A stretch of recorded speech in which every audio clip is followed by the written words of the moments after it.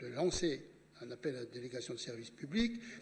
Une commission a été créée, une commission de négociation, sous la présidence de notre responsable, notre vice-président en charge des finances, et je vais lui donner la parole pour qu'il nous expose où en est cette fin de première délégation de service public et puis les résultats de l'appel d'offres qui a suivi. Oui, merci Président. Donc vous avez tous eu le rapport qui avait pour objet de rendre compte du déroulement de la procédure de consultation et puis d'exposer l'économie générale du contrat de DSP et de présenter les motifs de la décision qui vous sera proposée ce soir. Voilà, donc vous avez tout le timing du déroulement de la procédure. Hein. Il y a tout juste un an, 29 juin 2021, le Conseil de communauté a confirmé ce mode de gestion et autorisé le Président à engager une procédure de mise en concurrence. Il y a la commission de délégation de service public qui s'est réunie le 14 février et qui a procédé à l'ouverture et à l'enregistrement du seul pli qu'on avait reçu de la société Espace TSE. Et donc on a arrêté la liste des candidats, il n'y en avait qu'un.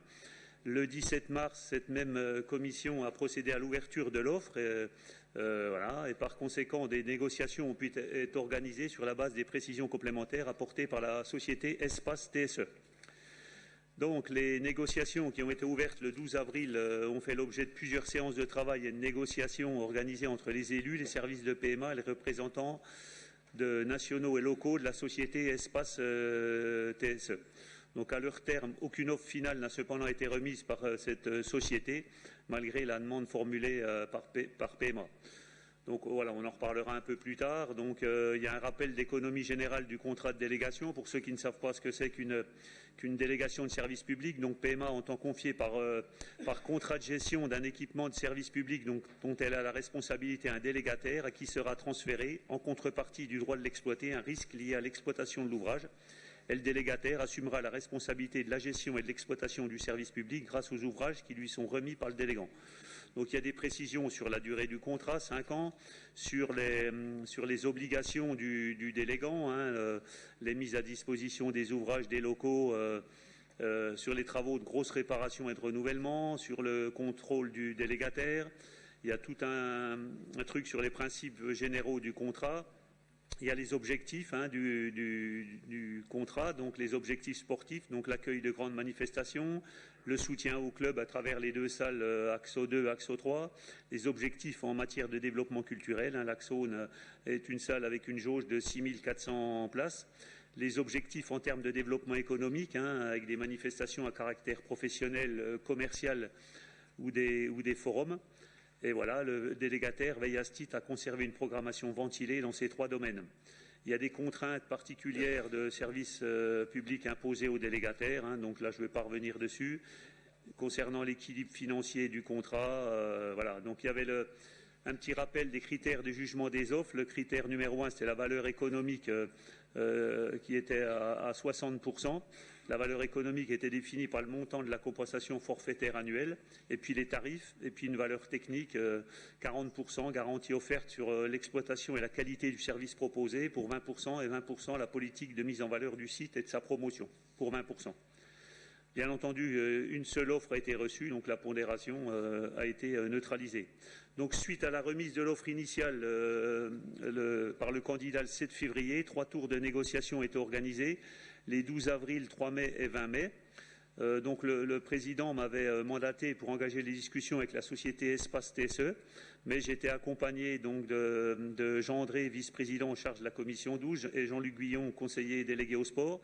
Et puis il y avait des représentants de chaque groupe qui ont participé également à ces négociations. Mathieu Bloch, Carole Touesny, Eric Lançon et Michel Bogert. Donc, lors de la première séance de négociation, la première offre qui nous a été fournie par Espace TSE avait un montant total de 628 425 € hors taxe. Donc, en plus, il y avait un montant d'investissement très élevé qui devait être porté par l'agglomération à hauteur de 1 125 000 €, alors qu'aujourd'hui, lors de la délégation actuelle, c'est environ 250 000 € d'investissement. Donc la première séance a été consacrée donc au montant de la composition de la proposition de compensation financière, puisque on a une compensation financière pour le délégataire. qui est détaillé. Il y a pas mal d'items, comme la mise à disposition d'espaces publicitaires et autres, la mise à disposition des salles AXO 2, AXO 3. Donc on a pas mal discuté lors de cette première séance de négociation. Donc on a demandé à la société Espace TSE de revoir la mise à disposition des espaces publicitaires qui étaient beaucoup trop cher, la mise à disposition de l'équipement au titre de la cérémonie des vœux aussi, sur les autres mises à disposition de PMA, sur l'AXO 2, l'AXO 3, on a pas mal discuté de ça aussi, avec un montant annoncé de compensation de 380 625. C'est un coût de revient d'une heure qui est égal à plus de 72 € de l'heure, sur les servitudes et puis sur la formule d'indexation. Donc en plus, comme cette première phase de négociation a fait apparaître des points de blocage importants, on a lancé une analyse financière, on a confié une analyse financière au cabinet EY parallèlement aux demandes faites. Donc le cabinet a fait ressortir de son analyse les éléments suivants. Donc le chiffre d'affaires qui était envisagé par la société candidate était inférieur au chiffre d'affaires actuel, 1,5 million au lieu d'1,8 million. La compensation financière pour contrainte de service public qui représente 36% du chiffre d'affaires envisagé, alors qu'aujourd'hui, cette compensation financière est à hauteur de 23%. Et puis le taux de rentabilité pour la société Espace au-dessus des normes, car ils prennent très peu d'investissements à leur charge. Donc le recours à cette étude, ça a permis aussi de confirmer le constat initial de l'absence de risque d'exploitation pesant sur le délégataire. Voilà. Donc, du coup, ils nous ont fait il y a eu une deuxième offre. Donc, on leur a demandé de faire un effort sur le prix lors de la première séance. Et quand ils sont arrivés pour la deuxième séance de négociation, pour leur deuxième offre, le montant était encore supérieur, 659 566. Alors là, il y a juste, ils avaient mis à disposition la salle AXO 2, AXO 3. 6500 heures au lieu des 5000 heures, ce qui fait baisser un peu le volume horaire. Mais ils avaient mis à jour les différentes composantes. Par exemple, ils avaient diminué la mise à dispo d'espaces publicitaires ou de mise à disposition de salles. Et puis, par contre, il y avait une variante d'ajustement qui s'appelait attractivité et animation du territoire, qui fait qu'on avait toujours le même chiffre et même plus élevé la dernière fois. Donc là, on a quand même réussi lors de cette deuxième séance à bien discuter, à faire des avancées. On a demandé à ce qu'en matière d'investissement, on revienne au montant d'investissement que l'on avait dans l'actuelle délégation, c'est-à-dire environ 250 000 €. D'amender la clause de revoyure qui était prévue dans le contrat et puis de couper la poire en deux, puisqu'on a vu qu'il y avait un écart à peu près d'un peu plus de 50 000 €, de faire un effort identique de côté du délégataire Espace TSE et côté PMA. Et on avait bon espoir parce qu'on s'était quitté comme ça, quoi. Mais quand on s'est revu la dernière fois, donc pour la dernière séance de négociation, les discussions n'ont pas permis d'aboutir. Au contraire, lors de cette dernière séance, il y avait pas mal de dissensions relatives aux attentes de la collectivité et aux réponses apportées par la société Espace. Donc on a tout de même demandé à ce qu'ils nous remettent une offre finale sur la base des accords qu'on avait d'ores et déjà trouvés lors des différentes phases de négociation et puis lors des différents échanges. Mais voilà, aucune offre finale n'a cependant été remise par la société Espace malgré notre demande. Donc en conclusion, ce qu'on peut dire, c'est que tout au long de ces négociations, le candidat a refusé de modifier à la baisse le montant de la compensation. Voilà, à chaque fois, on avait toujours, il modifiait certaines composantes de cette compensation, mais la somme finale était toujours la même.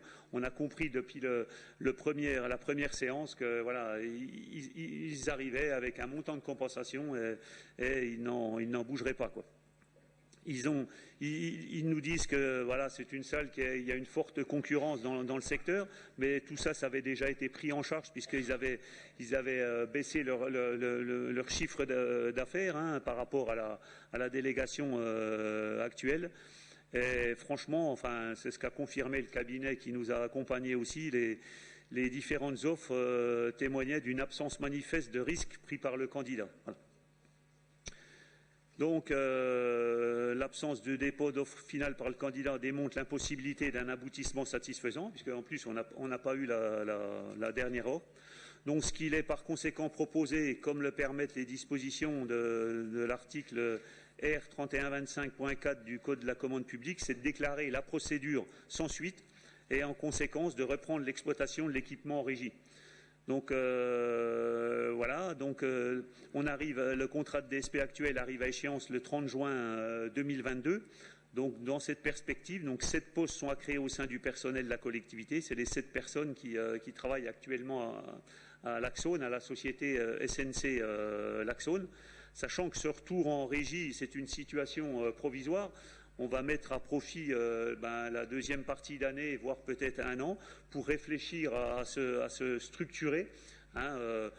Comme pour d'autres salles, on s'est rapproché, on s'est renseigné également sur la salle à Besançon qui est gérée en société, une SEM. Enfin voilà, donc on va profiter justement de ce temps-là pour voir comment qu'on peut trouver la meilleure organisation, sachant qu'on pourra aussi, pourquoi pas, aussi relancer, si on veut, une consultation pour une nouvelle délégation de service public, sachant qu'aujourd'hui, il n'y a qu'une seule société qui a répondu, Espace TSE, puisqu'aujourd'hui, il gère un peu plus d'une vingtaine de salles dans toute la France. Il y a, je crois, trois sociétés comme ça qui gèrent les salles. Et puis, apparemment, il ne marche pas trop sur les plates-bandes des autres. Donc, peut-être que si on relançait une consultation au vu de, comme là, on n'a pas renouvelé qu'Espace TSE, peut-être qu'un autre pourrait pourquoi pas répondre. Mais voilà, la situation de gestion en régie. Donc ça, on s'est déjà rapproché de l'actuel directeur. Il y a des contrats qui sont déjà passés, il y a déjà de la programmation pour 1 an et demi, les 2 ans à venir. Donc ça, normalement, ça ne devrait pas être mis en cause puisque les contrats ont été signés avec la société SNC l'Axone et non avec l'entreprise Espace TSE. Donc, je dirais qu'on saurait fonctionner en l'état. Pour l'instant, voilà, ça ne peut pas être une situation. PMA n'est pas dimensionné ou aujourd'hui prévu pour gérer ce type de salle en régie. Mais voilà, ce seront les réflexions qu'on pourra mener donc avec le groupe qui a été créé aussi pour négocier et puis peut-être certainement aussi avec la commission 12 concernée. Voilà, donc ce qu'il vous est proposé, c'est de déclarer. Oui, juste un mot, je pense que Pierre-Rémy a dit beaucoup de choses. Jean, tu as raison et je pense que beaucoup de gens partagent cette inquiétude parce qu'effectivement, l'Axone est une structure absolument importante pour notre agglomération en termes d'attractivité.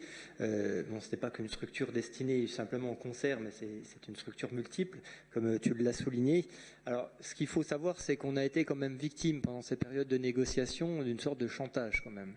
C'est-à-dire que la situation monopolaire de la société Espace, en gros, ils sont venus, ils ont dit voilà, on veut tant de contributions de service public, peu importe ce qu'on va mettre dedans, mais voilà ce dont on a besoin. Et cette augmentation, ils n'ont pas réussi finalement à l'argumenter. Le cabinet qu'on a mandaté a démonté tous leurs arguments un à un pour prouver qu'au final, le risque n'était pas là. Donc après, la question qu'on peut se poser, c'est ces sociétés qui ont un certain monopole finalement à l'échelle nationale, peuvent-elles systématiquement faire du chantage aux collectivités territoriales et puis finalement augmenter comme ça leur montant de contribution de contrat en contrat et sur le dos finalement des contribuables quelque part. Et puis c'est de l'argent qui revient finalement aux associés de ces sociétés privées. Donc à un moment, quand on est victime d'un chantage, il faut savoir, je pense, avoir le courage de dire stop, même si effectivement il y a le risque avec cette structure. Alors on a la chance d'avoir comme une équipe en place qui est quand même compétente, avec un directeur de l'Axone qui gère plutôt bien son business, avec des équipes qui sont impliquées. La régie, c'est pour l'instant qu'une solution temporaire, le temps effectivement de trouver d'autres solutions. Effectivement, c'est une inquiétude, mais est-ce qu'il fallait qu'on cède à ce chantage pour balayer d'un revers de main cette inquiétude? Honnêtement, j'en suis pas persuadé, et je pense qu'on prend ce soir la décision la plus raisonnable, parce qu'on est quand même aussi tenant des deniers publics et qu'on peut pas se permettre de faire gagner de l'argent des sociétés privées qui viennent comme ça, parce qu'elles ont un certain monopole, faire du chantage qui n'est pas vraiment légitime. Très bien. D'autres? Oui, Albert Mathieu-Grabeau. Oui, je voulais dire